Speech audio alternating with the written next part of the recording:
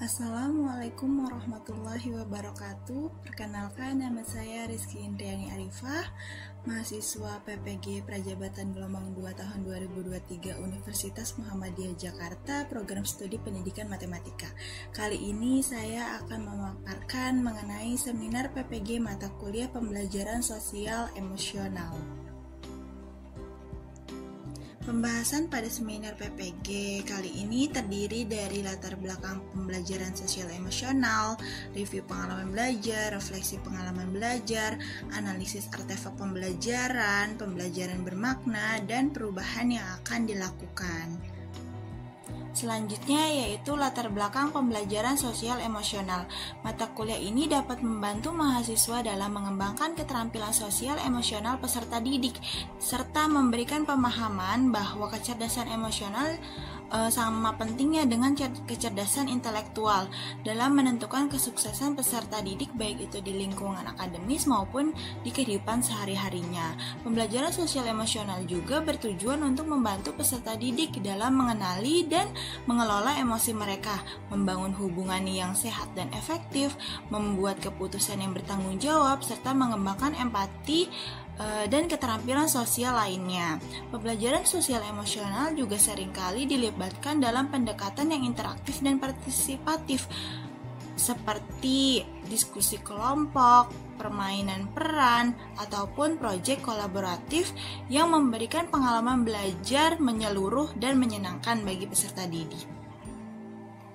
Pada mata kuliah pembelajaran sosial emosional akan membahas 5 topik. Topik yang pertama yaitu mengenai kompetensi sosial emosional berdasarkan kerangka kolaboratif for academic, social, and emotional learning atau KASEL. Topik kedua yaitu peran guru sebagai teladan pembelajaran keterampilan sosial emosional. Yang ketiga yaitu experiential learning. Topik 4 yaitu experiential learning untuk pembelajaran sosial emosional, dan topik yang kelima yaitu school well-being. Selanjutnya yaitu review pengalaman belajar. Pada topik 1 akan menjelaskan bagaimana sosial emosional itu penting bagi dunia pendidikan. KASEL mengelompokkan 5 komponen pembelajaran sosial emosional, diantaranya kesadaran diri, manajemen diri, pengambilan keputusan yang bertanggung jawab, kesadaran sosial, dan keterampilan sosial. Selanjutnya pada topik 2, peran guru sebagai pendidik dan agen perubahan. Tentunya ada 3 hal yang perlu diperhatikan dalam pembelajaran. Di antaranya yaitu kepedulian sebagai dasar pembelajaran, emosi mempengaruhi suasana belajar dan bagaimana pembelajaran dapat diterima oleh peserta didik, serta tujuan yang hendak dicapai dan pemecahan masalah dalam pembelajaran. Selain itu terdapat 4 komponen pendidikan dan relasi sosial, di antaranya empati, compassion, mindfulness, dan critical inquiry. Pada topik 3, experiential learning adalah proses yang melibatkan konstruksi pengetahuan di mana guru harus kreatif dan juga bisa mendorong kreativitas peserta didik. Guru juga harus bisa memberikan materi sesuai dengan tuntutan zaman. Oleh karena itu, peran guru sebagai fasilitator yang membantu peserta didik dalam proses belajar mereka. Proses pembelajaran ini melibatkan siklus dasar, yaitu mengalami, refleksi diri, dan berpikir serta melakukan. Pada review pengalaman belajar di topik 4, saya belajar untuk memahami gaya belajar peserta didik. Selain itu, saya juga belajar untuk menganalisis apakah lingkungan belajar dapat mempengaruhi peserta didik. Kemudian saya mencoba untuk membuat rancangan pembelajaran berdasarkan pengamatan untuk menyelesaikan permasalahan yang ada. Selanjutnya, pada topik 5 akan membahas mengenai school well-being, yaitu kondisi di mana individu dapat memenuhi kebutuhan dasarnya, baik material maupun non-material, di sekolah, yang terdiri dari 4 dimensi, yaitu kondisi atau sekolah, yang kedua pada hubungan sosial, yang ketiga yaitu pemenuhan diri, dan yang keempat yaitu kesehatan siswa atau guru secara umum. Setelah membahas topik 1 sampai topik 5 mata kuliah pembelajaran Sosial emosional, saya memilih topik 2 sebagai bahan refleksi pengalaman belajar, yakni terkait peran guru sebagai teladan pembelajaran keterampilan sosial emosional. Pada topik ini perlu dipelajari lebih lanjut karena penting bagi seorang guru untuk berperan dalam pengembangan keterampilan sosial emosional peserta didik. Selain menjadi teladan, guru juga dapat merancang kegiatan pembelajaran yang mampu untuk mengembangkan keterampilan sosial emosional peserta didik. Pengelolaan emosi bukan hanya perlu bagi peserta didik, melainkan juga perlu bagi guru untuk mengelola emosinya agar pembelajaran dapat berjalan dengan baik. Oleh karena itu, pemahaman akan peserta didik juga diperlukan dalam mengembangkan sosial emosional. Pembahasan selanjutnya yaitu analisis artefak pembelajaran.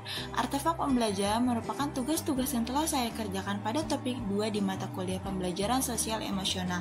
Kali ini saya akan melampirkan 2 tugas, yaitu pada demonstrasi kontekstual, di mana tugas ini disajikan dalam bentuk video yang merupakan hasil diskusi terkait film Laskar Pelangi, Dead Poets Society, dan Sekolah Rimba. Ketiga film ini menggambarkan perjuangan seorang guru dalam mendidik peserta didik dan menghadapi tantangan yang terjadi terkait hubungan sosial emosional. Berikut ini saya lampirkan hasil diskusi terkait ketiga film tersebut dalam bentuk video.